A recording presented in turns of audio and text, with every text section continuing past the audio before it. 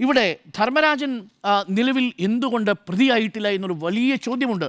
ഇതിൽ ഏറ്റവും പ്രധാനപ്പെട്ട ചോദ്യം അതല്ലേ, ധർമ്മരാജൻ ഇപ്പോഴും ഈ കേസിൽ സാക്ഷിയാണ്.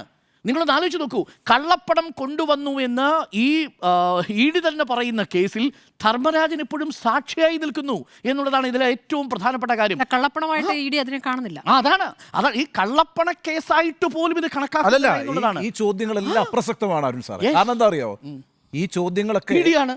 അല്ല, അതുകൊണ്ടല്ല, ഇത് ആദ്യം തന്നെ ഇത് കള്ളപ്പണം അല്ലല്ലോ. കള്ളപ്പണം അല്ലെങ്കിൽ പിന്നെ ഈ ചോദ്യങ്ങൾക്ക് പ്രസക്തിയില്ല. ഇന്ത്യയെ സംബന്ധിച്ചിടത്തോളം വളരെ സ്വാഭാവികമായി ഒരു പ്രോപ്പർട്ടി ഡീലിന് വേണ്ടി ഒരാൾ നടത്തിയ പണമിടപാട് എന്നുള്ള നിലയ്ക്ക് ഒരു കൺക്ലൂഷനിലേക്ക് എത്തിയ ഞാൻ അതുകൊണ്ടാണ് ബാലകൃഷ്ണന്റെ ആദ്യത്തെ ചോദ്യമായി ഞാൻ ചോദിച്ചത്, ഒരു സെയിൽ ഡീഡ് ഉണ്ടോ, ഒരു എഗ്രിമെന്റ് ഡീഡ് ഉണ്ടോ? Where is the agreement deed? Where is the sale deed? കോടതി ചോദിക്കുമായിരിക്കും.